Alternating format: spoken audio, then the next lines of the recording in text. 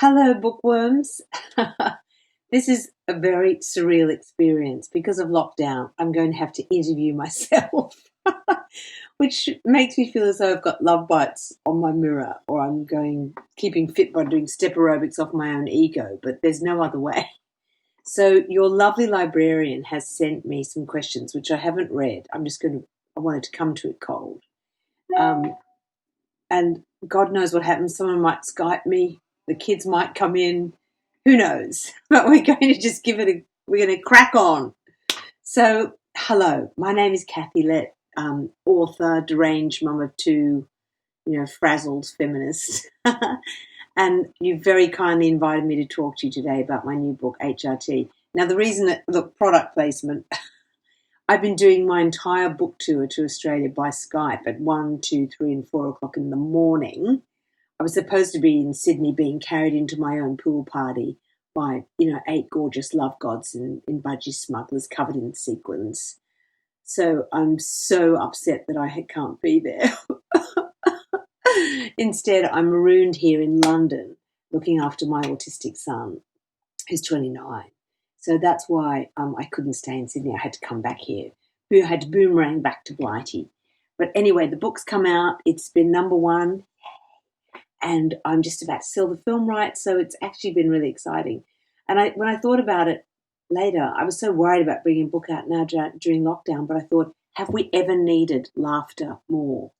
What a good time to bring out a comic novel. Laughter is not just the best medicine, it's the only medicine we have right now. So I'm really so gratified that women in particular are finding it.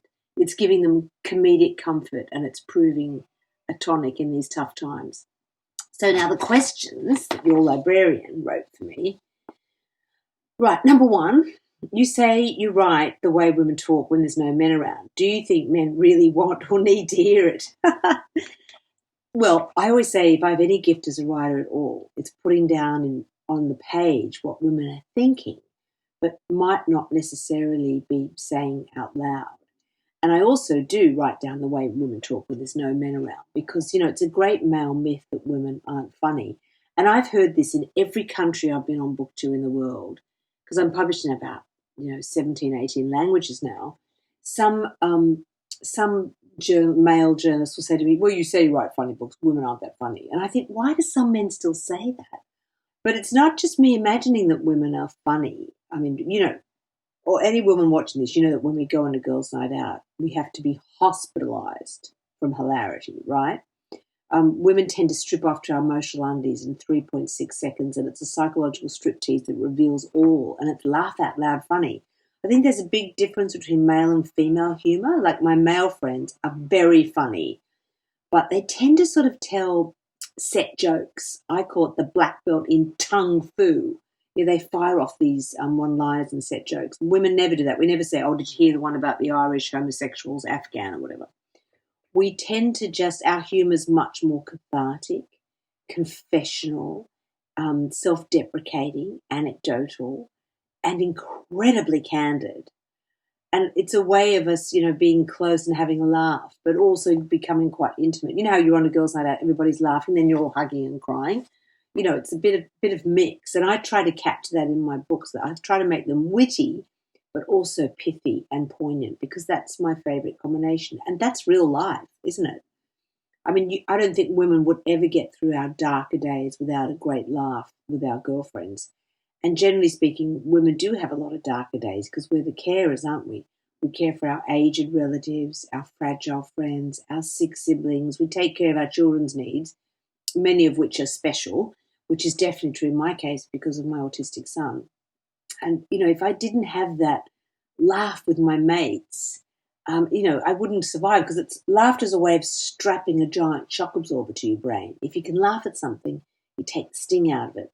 So I think it's a very useful literary tool as well. If you can disarm with charm, make people laugh a little bit, you can slip your feminist message in more easily. And all my books are funny, but also feminist. So the second part of that question was, do you think men really want or need to hear it? Look, I would say to any man listening, we adore you. We're thrilled that you're even coming into this female-centric conversation, which proves that you're a love god just for even being here, and that you're not worried you're going to start ovulating by the end of the chat. So first of all, we adore you, but you must understand too that we feminists are so fed up. We've been saying the same thing I've been saying the same thing anyway for my whole life since I wrote Puberty Blues. And we still don't have equal pay. We're still getting concussion, hitting our head on the glass ceiling, and we're supposed to kind of clean it while we're up there. So I think any woman who calls herself a post-feminist has kept her wonderbra and burnt her brains, because we still have a long way to go. And it's not really going to change until you boys join us at the barricades. And it's not like we're asking for a lot. What do we want? Equal pay? That'd be nice. We'd like you to work out that Mutual Orgasm's not an insurance company. That'd be great. Thank you. We'd like you to help us more around the house, which is actually in your interest because it's scientifically proven that no woman ever shot her husband while he was vacuuming. We'd like you to do the odd sensitive thing with snow peas in the kitchen, because the way to a woman's heart is through her stomach. That's not aiming too high. What does a woman really want in bed? Breakfast, and a really good book, which, oh, look, I just happen to have right next to me. No, seriously. We love you, but we need you to help us to fight for equality, because it's just taken too damn long. So, yeah, that's why men really should need and hear what we have to say. Second part of the question, second question, I mean, your books from Puberty Blues through to HRT follow the seasons in a woman's life. Is this intentionally autobiographical? Okay, good question. I think for all writers, your first novel is pretty autobiographical. I think every writer would admit that. But from that moment on, you learn to make a living out of lying, because first of all, you don't want to get sued, and secondly, if you're drawing on real life, I don't want to hurt anybody's feelings unless it's an enemy, and then I am just very happy to impale them on the end of my pen, because poetic justice is the only true justice in the world, and I say that having been married to a lawyer for 30 years, 28 years. But Puberty Blues was definitely autobiographical. I wrote that book really for my girlfriends, my surfy girlfriends, to sort of, because when you're young, you have no objectivity about what you're going through. You think it's normal. And once I started to get some distance on those surfy boys, these guys disproved the theory of evolution. They were evolving into apes. Would have looked more natural if they'd squatted on their haunches and groomed each other's back hair for knits, right? Once I started to get some objectivity on them, because we had never heard of feminism. We thought Germaine Greer was rhyming slang for beer. The boys would be like, yeah, it's my turn to get the shout for the germs, whatever. So when I started to see through that, I wanted to say to my girlfriend, you're more than just a life support system to a pair of breasts. You're more than just a human handbag draped over some guy's arm. So I had no idea that book was going to go from, was going to become like an overnight bestseller, and to go from non-entity to notoriety practically overnight was a bit of a roller coaster ride. But from that time on, you do learn to be more, when you're developing your craft, you learn to be a bit more crafty. But I do only write because it's cheaper than therapy. And I've really written about everything that's ever happened to me. Whether it was, being a surfy girl, being a single girl in Sydney trying to find a man who wasn't married or gay, or married and gay, being Sydney, or who didn't think monogamy was something you make dining room tables out of, to being having affairs with married men. We've all been through that phase, never again, to being pregnant, to giving birth, to raising a toddler, to raising a teenager, to marriage, to divorce, to menopause. I sort of write books like manuals, how-to manuals, that I pass on to women coming up behind me as a kind of survival guide. Like, it's almost like, this is what I've comedically gleaned from this experience. And if I can offer some comedic comfort to other women, and boost self-esteem and make women feel better about themselves, I feel that, job well done. What's the next question? Let's see. Did you plan the COVID-19 pandemic as the perfect tool to market HRT? Well, as I was saying, there couldn't be a better time to bring out a comic book. But it's also timely in lots of other ways because during the lockdown, I think a lot of women realised for the first time how little their male partners were doing to help around the house. And in China, in Wuhan, after lockdown, divorce rates skyrocketed, and 74% of those divorces were initiated by women. And where Wuhan goes, the rest of the world does tend to follow. And let's be honest, giving a room a sweeping glance is the most is closest most men come to doing any housework. Not men watching this, of course, because we know you're enlightened and you're evolved and you've flopped onto the shore and you've now evolved into gorgeous human beings. Otherwise, you wouldn't be joining us in this girl talk. But for most blokes, yeah, I think my generation thought we were going to have it all, but we just ended up doing it all. Because even though women make up 50% of the workforce, we're still doing, what would you reckon, girls? 99.9% of all the housework and all the childcare. And I used to say this to my own husband, you've got to help me more around the house. And he'd be like, well, I'd like to, but I'm a man and I can't multitask. I mean, I'm sure you've heard this from your own spouses. I've got to tell you, girls, this is a biological cop-out because no man would have any trouble multitasking at, say, an orgy. He'd have no trouble at that time. It would all be going on, tweaking and twerking and twirling, and so that doesn't wash. I forget what the question was now. Did you? Yeah, so I think HRT, husband replacement therapy, what a great title to bring out right now because a lot of women are thinking that. So to the guys, I would say, unless you pull up your psychological socks and help around more around the house and do some cleaning, you will be taken to the cleaners. Women will be having a husbandectomy. Your wives will be having a husbandectomy. In fact, marriage rates are very low in the West. They're kind of lower than Kim Kardashian's bikini line, which is quite low. And I think it's women who are getting PMT, pre-monogamy tension. And we know that marriage suits men much more than it suits women. I don't know if you've read all these statistics. Married men live longer than single men, have less heart disease and mental problems, whereas single women live longer than married women, have less heart disease and mental problems. So, boys, if you want to have a long and happy life, happy wife equals happy life. So, get cracking. Right, what's my next question? God, I'm so loquacious, aren't I? I can rabbit on forever. What have you been doing during lockdown? Oh, well, hobbies, darling. We've all taken up hobbies. Some people have taken up gardening or portraiture. I have taken up macrame. You could make a macrame hanging basket with my chin hairs right now. Yes. I didn't like my beard at first, and then it grew on me. In fact, everybody's looking so hairy walking around London because, here you can't go to the hairdressing salon, hence the roadkill on my head. There's no salons or anything open. So, basically that's my new hobby.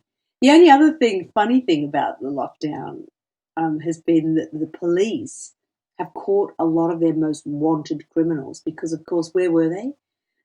They were self-isolating at home with their families watching Netflix. It gives a whole new meaning to a captive audience. Correct? Yeah. Okay, next question, because I've got to keep an eye on the time. We're halfway through. God, hurry up, Kath. Can you talk about equine therapy? That's a very cheeky question. So the book begins with Ruby on her 50th birthday, and she's really popular, and she's fun-loving and frivolous, and everyone thinks it's going to be a great time. Anyway, when she gets up on stage, she drinks a little bit too much, and she ends up telling everybody what she really thinks of them. The school mums, her book club group, her yoga companions. She talks about her sisters, how she's estranged from them, and she dishes that dirt on her mother, who's she's one of those women who needs to go to the vets to get her claws done, And then she ends up revealing that she's just found out her husband's having an affair. And then her final comment is the fact that she found out that day she's got pancreatic terminal cancer. Chapter 2, a letter plops through the letterbox. She opens it up. It's from her doctor. She's got a terrible hangover. It's from her doctor saying, "We are so sorry. We made a terrible mistake. That letter was sent to you in error. You're perfectly fine." And she's like, uh-oh. She's been cast off into social Siberia. And in her drunken stupor the night before, she booked a cruise for her two sisters so they could patch things up. And she then decides that she's just going to pretend she's got cancer, so they'll come on the cruise with her. And it's not till they get on the cruise that she realizes that in her drunken stupor, she's booked them onto a cougar cruise. Now, this is a cruise where the women my age pay and the men go for free. The young guys go for free. So the carnal, comedic chaos I could build around these three very different sisters, and the toy boy buffet was just too irresistible. So this question about, can you talk about equine therapy? I said that equine therapy for middle-aged women is a man who's hung like a horse, basically. So I better warn you, the book is a little bit risque. My favourite scene in it is the scene where the 50-year-old woman has a fling with a toy boy and how it all goes so terribly wrong. I won't tell you any more about it, but I did make myself laugh reading that. Is that a vain thing to say? I hope not. Anyway, I hope it makes you laugh as much as it made me laugh. What have we got next? Do you notice any differences in relationships between men and women in Australia and other parts of the world? Right. I think in Australia the battle lines are drawn and you can see the enemy, so at least we know who we're up against. Because, in Australia it's too hot to be subtle. Everything's out and open. Whereas in places like Britain, I find the sexism is more hidden. It's more insidious, but it's definitely there. I mean, we live in a patriarchal world. There's no doubt about that. Not only do we have a pussy grabber as a president and Harvey Weinstein type predators in every workplace, then there's the whole equal pay issue. Where we're hitting our head on the glass ceiling and we're supposed to clean it while we're up there, as I said earlier. And there's also the second glass ceiling women face, which is the domestic burden in the work at home. So yeah, it's still a man's world, but we don't whinge about it, do we, girls? No, my only motto is laugh and the world laughs with you. Cry and you get salt in your champers, which we definitely don't want. But I think we do have a lot to whinge about, starting with being the butt of God's biological joke. I mean, just think of all the things women go through. From when you're a teenager and you first get taken hostage by your hormones once a month. Then there's pregnancy where everything swells to sumo wrestler proportion. Then there's childbirth where you stretch your birth canal the customary, 5 kilometres? Yeah. Then there's mastitis, then there's the menopause, and then just when everything goes quiet, do you know what happens? You grow a beard. How can that be fair? As I said to you earlier, I'm making my macrame hanging basket arrangement. So, yeah, we do have a lot to whinge about, but we do find a way to laugh about it too. So, yeah, it's basically we're in a man's world. Although I read something really interesting the other day saying about the coronavirus. More men are admitted to hospital and more men die than women. So they think that our X chromosome, our double X chromosome, is protecting us from corona. So in America, they're doing a trial where they're giving men estrogen and progesterone to see if that helps protect them from corona. I thought, if that is true, even the most macho men in the world are going to be lining up for female sex hormones. Now, a feminization of the world can only make it better. I mean, at the moment, we've got all these big macho, hard-ass men, comparing the sizes of their missiles. And, the old feminist slogan is that war is menstruation envy, men's menstruation envy. So I think a feminization of the world can only be a better thing. So make a great novel, actually. Maybe I've got my next idea. What have we got now? What inspired the idea behind HRT? Right. Well, I wanted to write a book about women aging disgracefully. Because I think for women, life is in 2 acts. Now, the trick is surviving the interval, which is the menopause. Now, in the menopause, you sweat so much. It's like the Gestapo are trying to get a confession out of you. But once you get through the menopause, I think it's the most fascinating and fabulous time of a woman's life.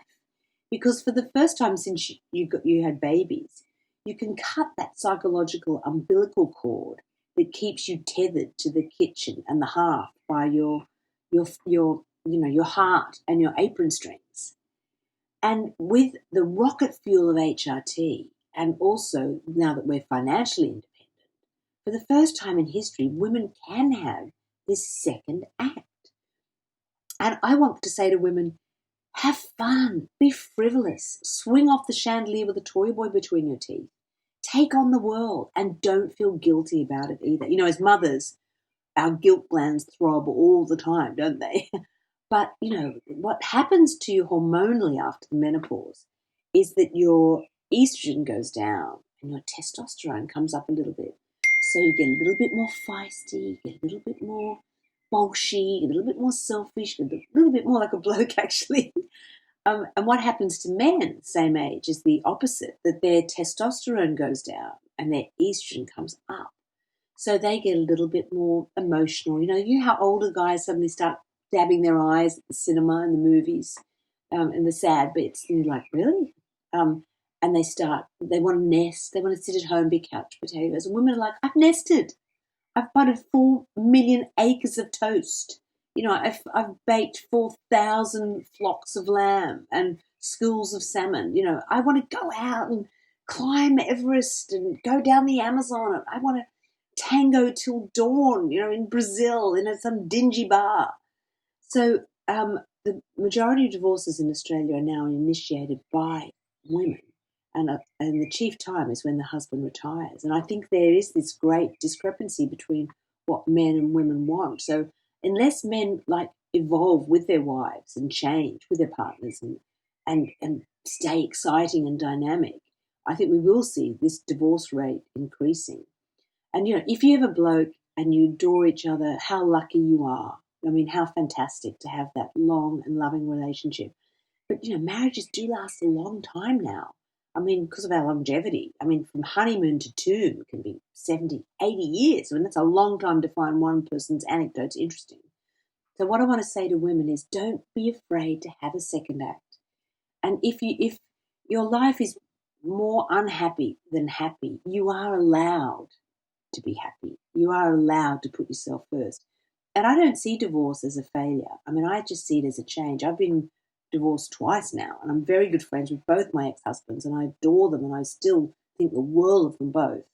But I'm getting on better with them now that I don't live with them. and I've got a younger guy, and let me tell you, a younger guy will adore you, not bore you, and do all your chores for you. So go and get that second act if you want it. And that's what HRT is about. But it's also a celebration of female friendship because, you know, I think women are each other's human wonder bras, uplifting, supportive, and making each other look bigger and better. So it's a celebration of the sisterhood. Yeah, that's basically it. What else have you got here? What is the research process like for your books? Well, I do all my research in in-depth scientific fashion. Over cocktails with girlfriends, over cocktails by Zoom in lockdown, obviously. But that's where I get all my material. In fact, one of the reasons I'm really missing not being on book tour right now is that when I ricochet around Australia meeting all my readers, I mean, first of all, it's so flattering because my readers are the most witty, warm, and wonderful women. And I think Australian women are the best women in the whole wide world. Funny, feisty, fiercely loyal, you know, just fabulous in every way. And what I love about being on book tour is, I mean, I just want to go on a girls' night out with all of them after every event.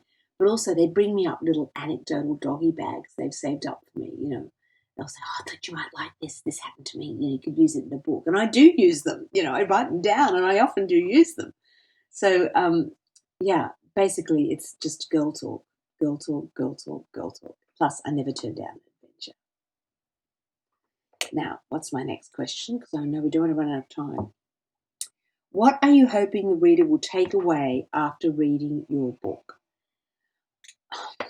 Well, I think I've answered that question already. I want them to take away joy, frivolity, fun, and a big, healthy dose of feminism. You know, it's time we said to men, we no longer want your seats on the bus. We want your seats on the board. Thank you very much. So that's what I want them to take away. And I think in all my books, you know, even though I do try and make them as funny as I can, as amusing as I can, there's always a strong message too about sisterly solidarity and feminism.